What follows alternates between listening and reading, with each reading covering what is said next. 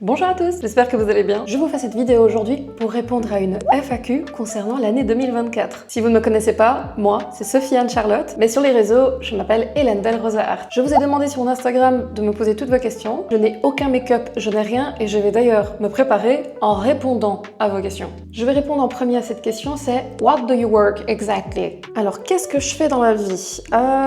J'ai deux métiers. Le premier, le principal, c'est que je travaille pour l'une des plus grosses entreprises de Belgique. Ça fait 8 ans que je suis dans cette entreprise et à côté de ça, je suis créatrice de contenu dans le milieu artistique, culturel et découverte. C'est-à-dire que ça fait 2 ans à peu près que je m'amuse à aller visiter des châteaux, des milieux culturels, des expositions, des spectacles et je vous crée du feedback sur mon Instagram. La deuxième question, raconte-nous ton parcours de vie, s'il te plaît. Mon parcours de vie, malgré le fait que je m'appelle Sophie Anne-Charlotte, n'est pas du tout un parcours bourgeois ou simple. Comme tout le monde, j'ai eu des moments compliqués. Mais si je devais résumer, je suis née dans la région de Namur, en Belgique, dans une famille de classe moyenne. J'étais étudiante dans une école privée, en études générales, j'entends. Puis durant mon adolescence, mes parents se sont séparés. Durant cette période, j'ai donc dû changer d'école et de style de vie.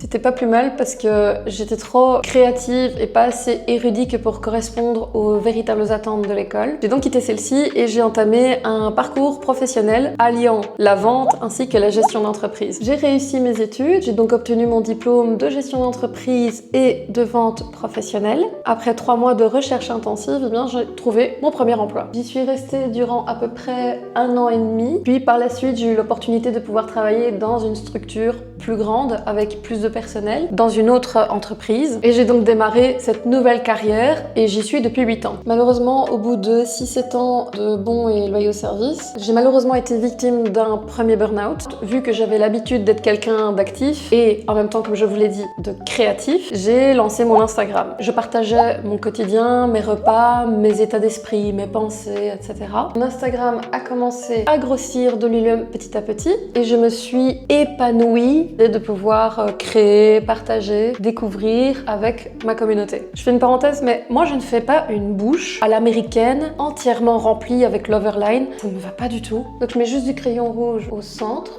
Voilà. Puis je prends un gloss. Il est pailleté, c'est mon préféré. Voilà. As-tu des projets pour fêter le nouvel an ce soir? Oui, je vais chez des amis pour festoyer. Ça, on me le demande souvent. Est-ce que roux, c'est ta couleur naturelle? Non, pas du tout. Il est beaucoup trop flash que pour être un roux naturel. Moi, initialement, je suis blonde foncée. Je vais pas te taper. Une question de Chris, est-ce que tu as l'impression d'être épanouie grâce à tes partages? Un petit plus qui rendrait cela parfait. Je me sens épanouie dans la mesure où l'idée de pouvoir vous présenter de belles choses, de belles compétences dans un milieu artistique par exemple, ou des lieux qui sont chargés d'histoire, pouvoir vous présenter tout ceci et vous partager le fait que c'est ultra intéressant. Personnellement, oui, ça m'épanouit. Le petit plus qui rendrait cela parfait, eh bien, est en train de se passer. Je vais donc devoir attendre que ce soit officiel avant de pouvoir vous en parler. Olivier me demande, aimerais-tu faire du cinéma? Pour ceux qui me suivent déjà, vous le savez, je présente pas mal de contenu d'avant-première de cinéma. Et pour être totalement transparente avec vous, j'ai déjà été actrice amateur. Et j'ai personnellement beaucoup aimé cet exercice. On m'a déjà approché il y a de ça à peu près 1 an et demi, en tant qu'actrice publicitaire, mais à l'époque je n'avais pas l'expérience de la caméra, donc je me sentais pas tellement à l'aise. Mais aujourd'hui, ça va beaucoup mieux, donc oui, ça me plairait. Une question de... Ah, lol. Ce n'est pas une question, Nico. Mais je te remercie pour ta participation. Une question de Conrad qui est « How many languages do you know ?» Je parle français et je peux parler flamand. Pour ceux qui ne connaissent pas, le flamand, c'est le néerlandais de Belgique. Grâce à mon premier métier, j'ai eu l'opportunité de pouvoir travailler dans la partie néerlandophone de la Belgique. Je parle bien sûr de la Flandre, et ce, durant à peu près 3 ans. Je ne suis pas bilingue, mais je peux parfaitement tenir une conversation en flamand. Une question d'une importance capitale de la part de mon ami Ken. Harry et Hermione n'auraient jamais dû finir ensemble. Pour ou contre? Je ne suis pas une fan de la saga Harry Potter, donc je ne connais pas suffisamment le caractère d'Harry et d'Hermione que pour pouvoir sincèrement répondre à serait-il compatible d'être ensemble? Est-ce que c'est une bonne idée ou pas? Disons que s'ils avaient terminé ensemble, ça ne m'aurait pas choqué. Mais le fait qu'ils ne soient pas ensemble, Bah si, ça me surprend un peu en fait. On est d'accord que durant toute la saga, ça paraissait être une évidence. Donc pour la phrase « n'aurait jamais dû finir ensemble », bah du coup je vais peut-être répondre contre en fait. Moi s'ils avaient fini ensemble,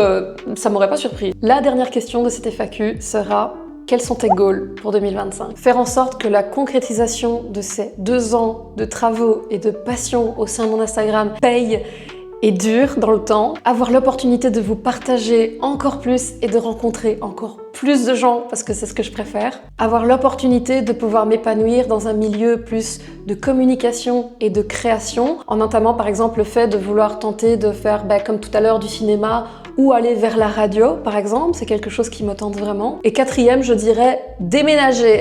Ok, ça sort de nulle part cette histoire. Comment ça, déménager? Ceux qui ne me suivent pas ne sont pas du tout au courant. Je suis propriétaire de ma maison depuis plusieurs années, mais il y a eu quelques travaux qui ont été effectués au sein de cette maison. On a découvert pas mal de vices cachés, on a découvert pas mal de problèmes, et donc la rénovation de cette maison qui était à la base un rez-de-chaussée, eh bien c'est devenu une rénovation de la maison tout entière, toiture comprise. C'est devenu trop important, c'est plus possible, et de toute façon la maison est devenue trop petite pour mon activité secondaire à présent, donc je vais devoir investir dans une habitation avec plus de volume, plus d'opportunités de pouvoir me créer une pièce YouTube. Est-ce qu'on va y arriver? Je ne sais pas.